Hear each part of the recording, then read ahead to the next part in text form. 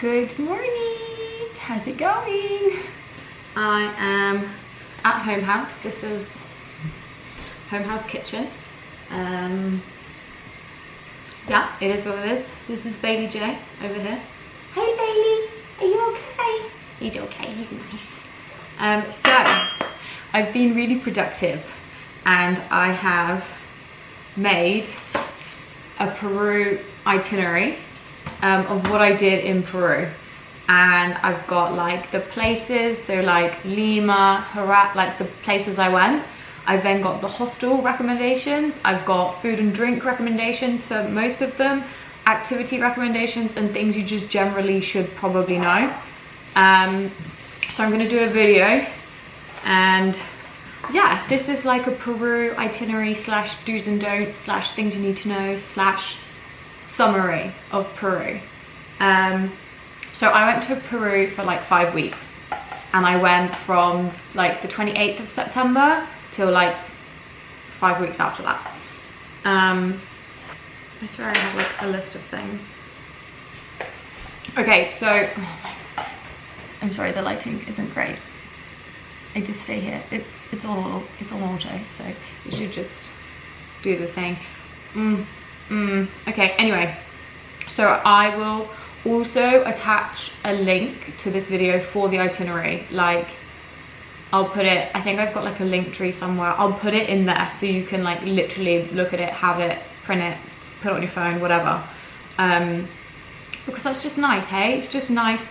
And it's like, you don't need to necessarily follow it, but like if you're in like, I don't know, Huacachina, and you're like, where do I eat? I mean, there's not many places to eat in Huacachina, that was a bad example, but do you know what I mean? Like, you can just look and be like, oh, this was recommended, we should just go here.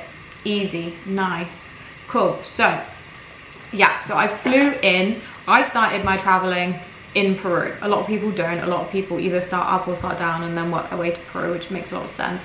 But I started in Peru, so I flew into Lima. Lima's got not a lot going on. I didn't really like Lima, I didn't rate Lima. I would say 2-3 days max, and that for me was more to like adjust. Like, I've just traveled for like 14 hours, like I need to just chill somewhere, and that's where I chilled in Lima. If you don't need to do that, I wouldn't even bother going. Like, there's really not a lot to do. But I stayed in Alpes Kennedy Park hostel. It was a really good hostel, really social. They've got like a rooftop bar, there's like a jacuzzi.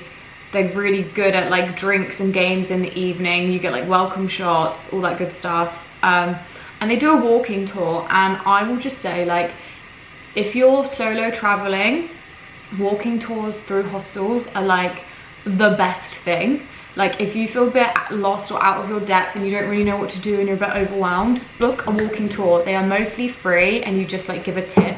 Organized by the hostel. They're like most days, and it's just a really good, easy way of meeting people without having to make any real effort. Like, you're with a group of people, you get shown around the city, easy, nice, highly recommend walking tours. I basically landed at 8 AM and booked the 10 AM walking tour. Like, I had hardly slept, and I was like, I need to meet the people, be with the people. And the people I met on that walking tour on my first day, some of them I traveled with for weeks, for months. So like, do the walking tours, they're free. Really good way to like get your bearings of an area. Do a walking tour. Another hostel recommendation is, there's a Coco Pele in Barranco, which is like a really cool area in Lima. I didn't stay there, but it was recommended. And also, Coco Pele hostels are a chain, and if you stay in one, they give you a wristband. Keep the wristband because you can get discount if you book a second one, so that's really good to know. Activities, things I did when I was in Lima was just the walking tour. You can do food tours, which are really cool, especially in Lima. The food is really good in Peru. Lima's great. I think Lima's got like the #1 restaurant in the world at the moment. That's really expensive though. Like, that's like an 18-course meal, I think, but you know. So yeah, they've got food tours. You can book things through like Get Your Guide, and most hostels will have like things you can book, like the activities. I with the people I met on the walking tour, we rented bikes and we just like rode around like the beach area and the coastline, and like we went to Barranco and like saw the different areas on bikes. Something to do. Just even going to the beach, go for a sunset, go for some nice dinners. Oh, and there was also Kennedy Park. It's just a park, but there's cats. There's cats just roaming around. And it's like literally next to the hostel I stayed in Alpes, Lima. So yeah, go stroll around the park. They had like a street food thing that was on like Netflix, street food. Like, just have a stroll. Lima is for just like walking around, basically. Food and drink, like I said, it's great. They've got ceviche is like everywhere. It's like a fish dish, Peruvian fish dish, Latin American fish dish. It's everywhere. Try it. I think it's the best place to try it would be Lima if you're there. And yeah, I went to a really good place called Punto Azul, which was like not necessarily cheap, but for the food that you're getting, wow, really good. And then I've put some other recommendations on here, but it's not that important. Things to know about Lima. It has Uber. You can use Uber. Uber is there. But a lot of places are within walking distance, so it's not crazy necessary, but just so you know, Uber is in quite a few places in South America. Like, I don't know what I expected, but like one thing I thought, oh my god, they're not gonna have good coffee. They do. Like, they have good coffee. Which is silly because of course they have good coffee, but like you can go and ask for a flat white basically, which I don't know why I didn't think I could do that, but you can do that. Everywhere, not just in like the big cities, everywhere will do coffee, normal coffee. And is that a really blonde thing of me to think? I don't know. I didn't know what to expect. I didn't do any research before I went to South America. I just rocked up and just was like, okay, cool. So yeah, I think I booked 3 nights and only stayed for 2. And then I got the bus to Huaraz. I'll explain the buses in a different video, but basically you get buses everywhere in South America. That is the way to get from like city to city, country to country, buses. I used BusBud, is an app. You literally just book it on that. It's like really fucking easy, really, really easy. You look at the times, you book it online, you pay online, you rock up. It's like really simple. And I went to Huaraz. I would recommend 3 to 5 days there. I had not heard of Huaraz until the walking tour I did my first day in Lima. Like, I had never heard of it. It wasn't a thing to me. Stunning, like really stunning. A lot of people don't go to Huaraz, and I would really recommend it, but you have to like hiking. And I wouldn't say I like hiking, but I was like very open, very enthusiastic to just like do all the things while I was traveling. So I was like, sure, I can do a hike. Oh, at this point I will say altitude is a thing.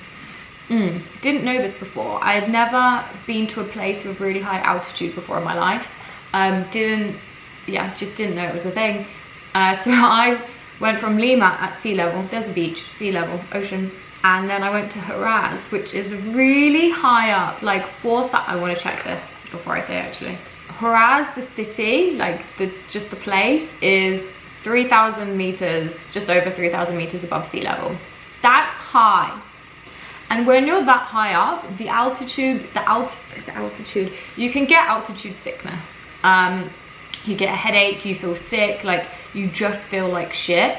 And you can get like flu-like symptoms. And when I got to Huaraz, because on the bus, like you're going up, and I did feel really shit. I thought I had food poisoning. I thought I was like, I had the sweats and the shakes. And I was like, what, like I must just be getting ill, like I don't feel good, blah, blah, blah. That was probably altitude sickness, and I just didn't realize we were high up.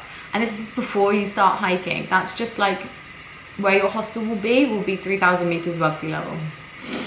So to counteract altitude, you can take altitude sickness tablets, but to be honest, like as long as when you get somewhere with high altitude, just chill for a day or 2. Just chill. Don't do anything. Like walk around the city, but like nothing strenuous. Like don't go to Huaraz and do a hike on your first day there, because it's just gonna fuck you up. Like just don't do it. Like have a day or two to acclimatize to the new altitude. And I think you'll be fine. It will be good. But yeah, you can get altitude sickness tablets like everywhere. Like pharmacies are normal, like you can just ask for all the drugs, like you can get everything everywhere, basically. Loads of pharmacies, loads and loads of pharmacies. So yeah, I would recommend staying in Huaraz at Tony's House Hostel. I didn't stay there, I stayed somewhere else, but I would not recommend you that place, so I'm not mentioning it. But I've heard lots and lots of good things about Tony's House Hostels from friends. So stay there. And you find that on booking.com. So most hostels you book through Hostel World, but get booking.com as well, because sometimes they're cheaper on different places. So Hostel World and booking.com are the two main ones for booking hostels. I'm sorry that my camera keeps focusing and unfocusing and being light and being dark. I'm really sorry. I could try and fix it, but I can't be bothered. So activities, hiking, only go if you're gonna hike, because there's nothing else to do. It's a really small place, you can only hike, but the hikes are like the most beautiful hikes. Okay, so the two hikes I did was Laguna Peron and Laguna 69. Laguna Peron is like a really short, it's not really even a hike, so the tours you book, I booked this through the hostel. I'm pretty sure you can book them through all hostels, or like just speak to the people at the hostel and they'll tell you where to book it, basically. And you get picked up in the morning, driven for a couple of hours, breakfast, driven a couple of hours again. Sometimes it was like 4 hours, sometimes it was like 2 hours, really depends. And so they give breakfast is included when you book it. Obviously you have to pay for these tours and they vary in price. I can't remember the prices, I'm sorry, but none of them were like crazy expensive. And then, so with Laguna Peron, you basically drive the whole way, and it's like this stunning lagoon. It's like Powerade blue, it's insane. And then there's like a hike up to a viewpoint, and it only takes about half an hour, this hike, but it's like you're rock climbing, it's quite intense.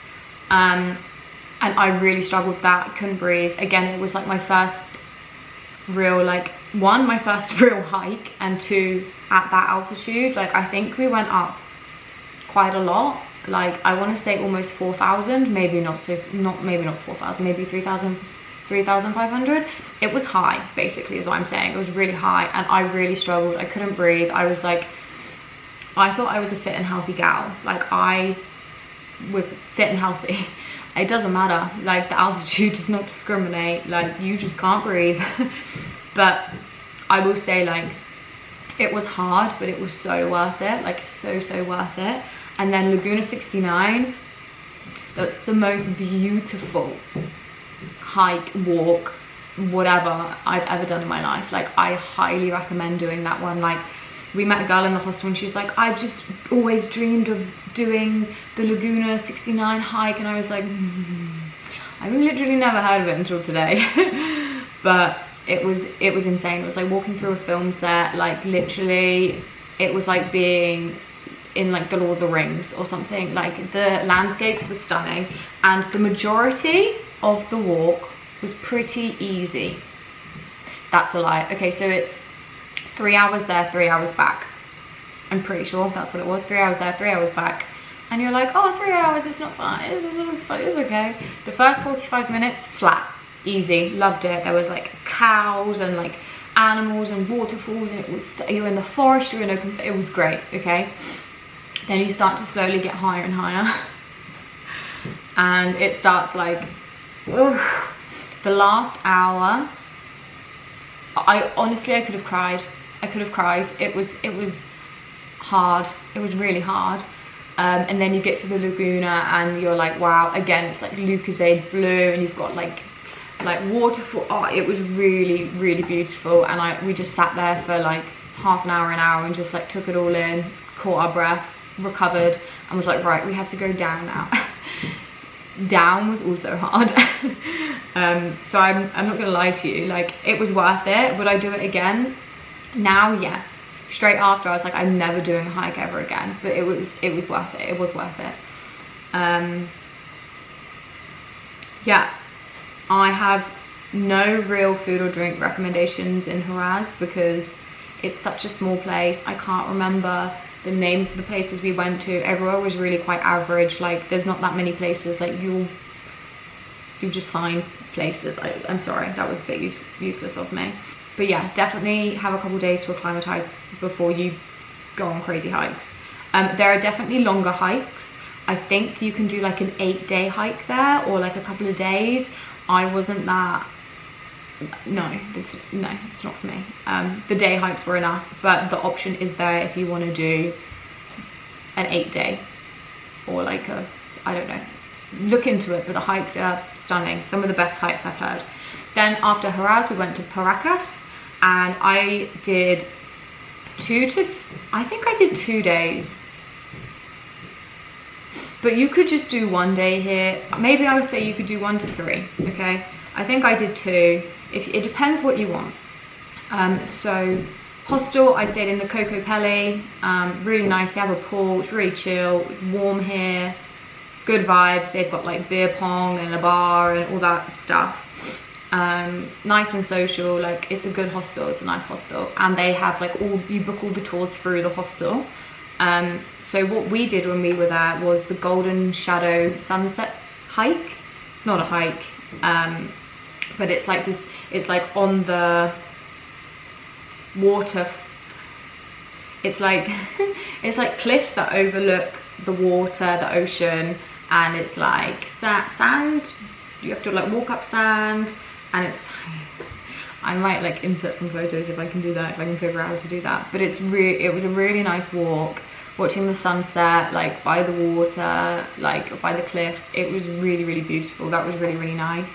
You can also do the Isla Blas. So there are a lot of other things that you can do in Paracas that we just didn't do. Like you can do like paddleboarding and surfing with flamingos, I think. Ballestas. Oh, you can do the Isla Ballestas tour.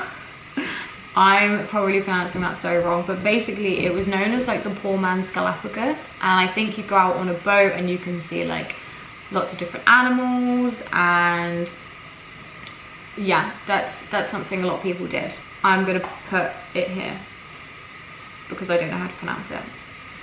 Also, I will say, I don't speak Spanish. I couldn't speak Spanish. I did like a little bit of Duolingo before I went out, and everyone was like, oh my god, you need to know Spanish. Like you have, like, it's essential, you need to learn Spanish. And I was just like, it's fine.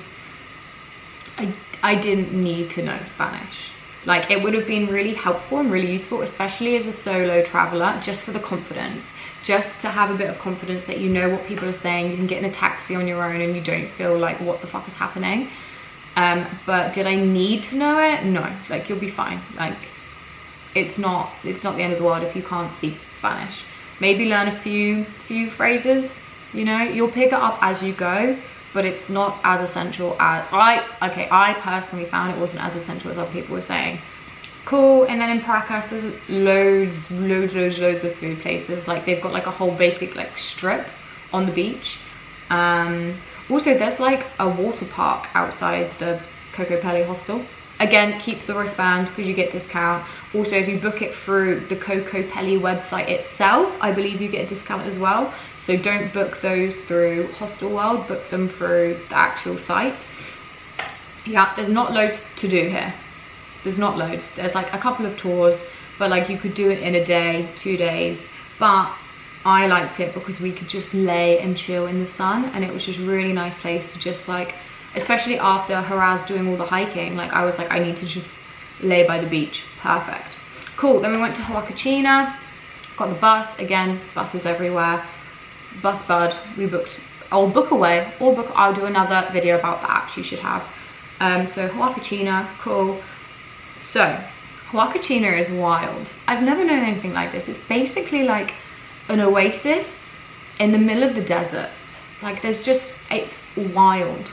There's like desert for miles, and then there's just like a little water lake, pond, a body of water, and then like a little village, I guess, city around it.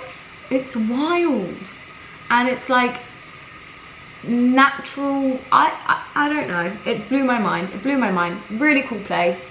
1 to 3 days, because there's nothing really to do here either. It's just you go for the sandboarding, and the sandboarding is really fun.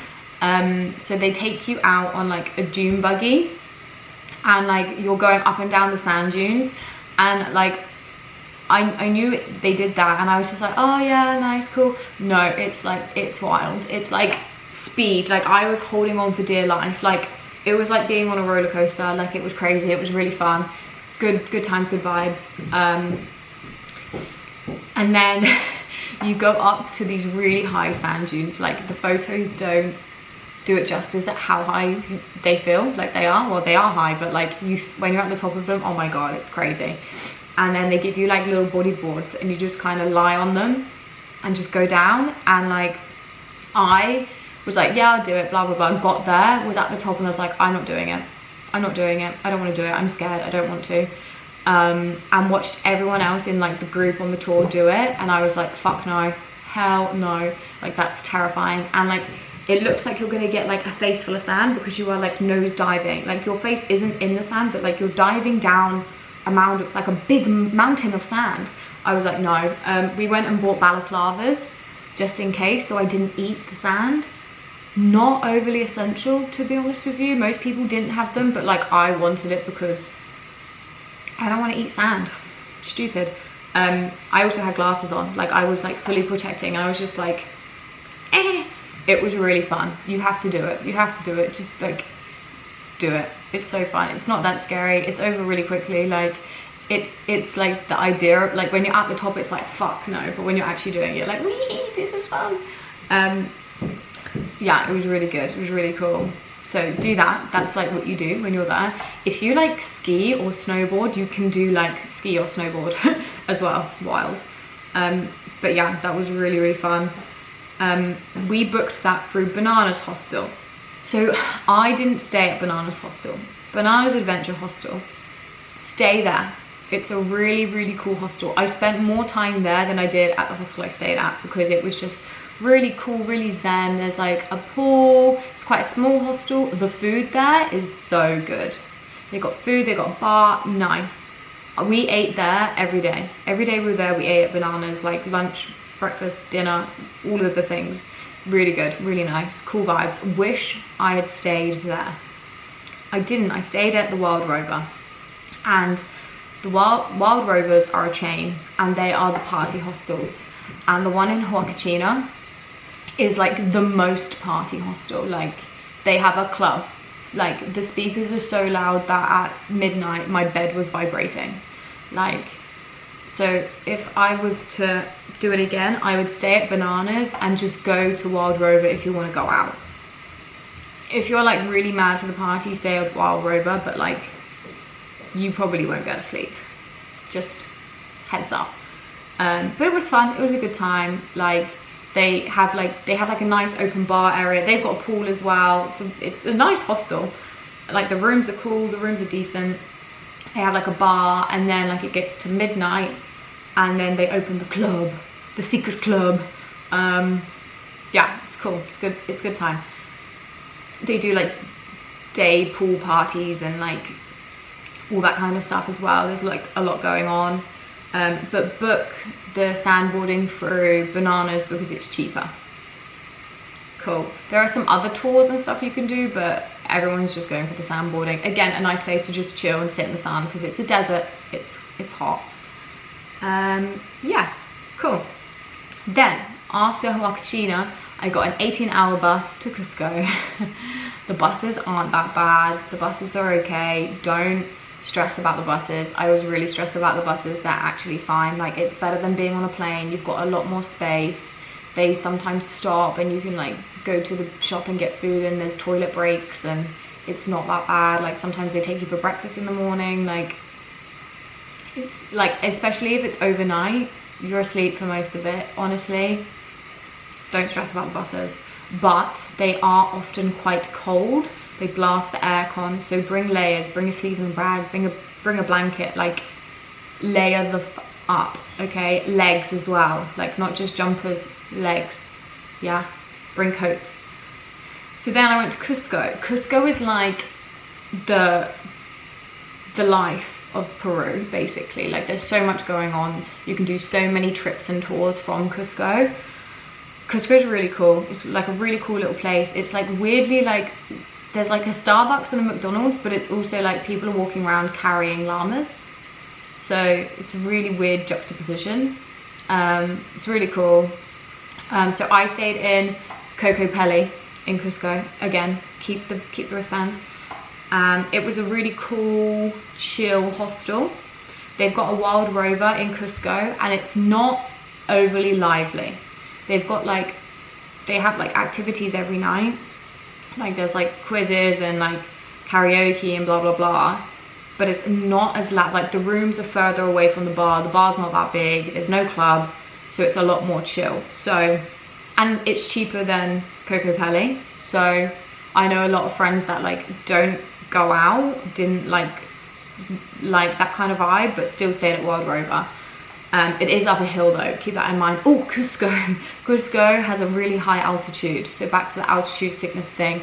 When you go to Cusco, have a day or two to just chill, explore the city, do the easy things. Walking around is hard to breathe just in the city because it's like 4,000 meters above sea level. Let me Google that, let me check. 3,400 meters above sea level. And that's just, again, the city. That's fucking high, okay? Again, if you need altitude sickness tablets, they have that. Also, they have coca tea. Coca tea is like a leaf thing, and you have it in the water, and it's meant to help with altitude, less headache. They have that everywhere. Coco Pele, they had it like at reception. You could just go and help yourself to coca tea because they knew. Yeah, so coca tea is, and you can get like coca, you can chew on the leaves, you can buy like sweets and stuff that have got the coca in. I will say that apparently if you do a drug test, it will show up that you've taken drugs if you have a lot of the coca, but you know, it is what it is. You gotta do what you gotta do. But yeah, Cusco is really cool. I stayed at Coco Pele, but Wild Rover is equally as good, not as lively. Activities. This is where all the activities come in. So we've got, well, just start with the walking tour again. If you're on your own, if you're not on your own, whatever, do the walking tour. It's a good way of just like seeing the city, having a look around, seeing what's going on. They've got like Pisco tours and cocktail classes everywhere. Pisco is like their alcohol, like, yeah, it's like their type of alcohol, their liqueur, and they fucking love it. Pisco. My camera said I've been talking for too long. Yeah, so Pisco sours, really cool. They do like cocktail making classes of it in both the hostels. Try it. It gets a bit sickly after a while. Anyway, Machu Picchu. The whole reason we go to Peru, probably, most likely. I will do a separate video explaining the situation of Machu Picchu because it's not the easiest situation. It's very complex. It doesn't need to be complex, but they've made it very complex. But yeah, you want to do Machu Picchu. So the ways you can do it are you can do the Salcantay or the Inca Trek. So you do like hikes before you go to Machu Picchu, or you can do what I did, the lazy girl version, or lazy person version, and you can get the train. And it's a nice train and you can see all the views, and it's like open glass, and you get the train there to Aguas Calientes. That's where Machu Picchu is. And then you queue for a couple of days, get your tickets, go to Machu Picchu. Wow, stunning, love it. Yeah, I will go into proper detail in a different video about that because it will need another video in itself. You've got Rainbow Mountain. That's 4,000 meters. That's high. That is really high. It was really nice. If you've got the time, you might as well do it. But what I will say is it's not as colorful as Instagram makes it look. And when you get to the top, you basically have to get in a line, in a queue to get your photo. So it's extremely touristy. Yeah, it takes kind of like the nice feeling away. I mean, it's all very touristy. Like, this is why people are going to Peru, basically. You could miss that, I would say. You've got like Sacred Valley. Again, it was cool, but like unnecessary. It's up to you, have a look into them. They're like the 3 main ones, I would say. And then you've got like around Cusco itself, you've got Sexy Woman, which I just kept thinking everyone was saying sexy woman. They weren't, but yeah, Cusco is really cool. They've got a lot of like, it's like very Inca, it's very religious. They all pray to Pachamama. You'll learn about Pachamama. It's cool, it's really cultural, but also really Western, you know. It's just, it's really touristy, but it is what it is. I have an abundance of recommendations for food and drinks in Cusco. It's just all really good. It's all really good. The food and drinks are really good in Cusco. There's loads. I'll put it on the itinerary. You can check them out because, yeah, I don't need to go through it. Lots to do. Machu Picchu, it's a must. You must go. Okay, then from Cusco, got the train, the bougie train. I did a video on the bougie train. Most backpackers are not doing the bougie train, they're getting the bus, but I did enjoy the bougie train. I think it was about £200 to get a train from Cusco to Puno, and you get 5-course meal, you get like tea and coffee, there's like entertainment, you get a cocktail on arrival, you get wine, you get like a nice dinner. It was a 10-hour train, but it was a nice way of like having to travel and just doing it in style. So that's an option, but again, most people just get the bus. I just felt bougie. It was my birthday week, so that's what I did. I also will say, when I was in Cusco, I went into the Amazon. I went into the Amazon in Peru, in Cusco. I went into Manu, the reserved area. And I'm not telling you about it because I wouldn't recommend it. Like, I loved it, don't get me wrong, I loved it. It was the best experience. But after speaking to other people who did the rainforest, the Amazon, through Bolivia, I would recommend doing that, and I'll do another video on like Bolivia. But I paid a lot of money, like a lot of money. I didn't realize at the time quite how much it was compared to what other people were paying to do it in Bolivia, but let's just say I paid triple. I paid triple, and I had a discount. I paid triple what people were paying to do through Bolivia, so I'm not going to recommend doing Manu. If it's your dream, because I met some people on the tour that was like, it's my dream to go to Manu, go to Manu. It was great. It was amazing. Like, it was an experience of a lifetime. But if I was to do it again, I would do the Pampas tour in Bolivia, because people were seeing way more animals. They were like up close with the animals. They were touching the animals. They had monkeys jumping on them. They were like holding snakes. They were swimming with caiman, like wild. And it was so much cheaper, more of an experience, I would say. So I'm not going to tell you about my Amazon rainforest experience through Peru and Cusco. You can do it, but I don't recommend it. I recommend doing it in Bolivia. And that's just my opinion. Cool, then Puno, fuck all to do in Puno, there's nothing to do. It's just for Lake Titicaca. Oh, no, I must go back. After Cusco, some people go to Arequipa. I've heard it's a lovely little beautiful city, town, whatever it is. There's not loads to do, but it's just a really cool place. So if you want to do a day or two there, people liked it. I didn't, but yeah, I didn't really know too much about it. I wasn't really fussed, but apparently Arequipa is really nice, just for a day or two. And then Puno. So Puno, nothing to do. I stayed in the Iguana hostel. There's kind of only like one hostel, and the Iguana hostel is actually 2 hostels. It's like the Iguana and the Koala hostel, and they're the same thing. But yeah, like there's not many places to stay. It's quite a small place. So I stayed there. Not the nicest hostel I've ever stayed in the world, but it was okay. It was fine. Can't complain. They had breakfast in the morning. That was nice. That's always an advantage when breakfast is included. So yeah, things to do is literally just Lake Titicaca. So you can either do a day trip or you can do a homestay. I did the homestay because I thought, fuck it, we're here to live life, let's do it. Would I recommend it? It's very, very, very touristy. Of course it's touristy. I was very, very lucky with, basically I was put with a couple to stay with like a host family, and I am so glad I was put with that couple and I wasn't on my own, because the woman from the couple could speak Spanish. Otherwise I would have been fucked, because the host families didn't speak a word of English. A lot of them didn't even speak Spanish. So I was very, very lucky in that situation. I put myself out there and I took a risk because it was like something that I knew would be probably quite uncomfortable, like staying with a host family on an island. Like a bit crazy, but I did it and I did have a good time. So yeah, I booked that through Get Your Guide. I think you can book it through quite a few different places. Again, I'm really sorry about the lighting on the camera. It's really quite annoying. There we go. There we go.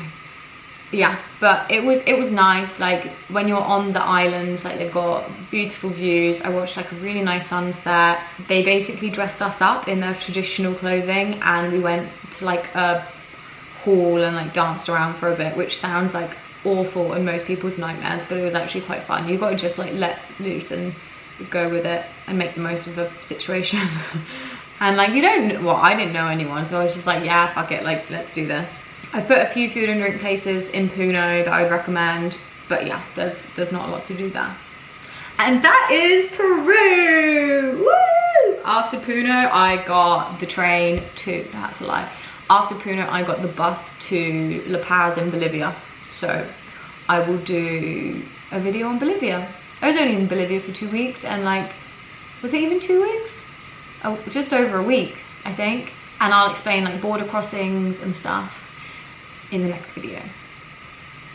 Cool, so that's Peru. I love Peru. Peru was like 5 different countries in one. It really like, I didn't know what to expect and it was just incredible. It was insane. Like I really recommend going to Peru. It's such like an active doing place, and I'm really glad I actually started there because I had like the most energy, because I think you need a lot of energy for Peru. But yeah, it was amazing. It was so different. It was so crazy to see like such a different culture.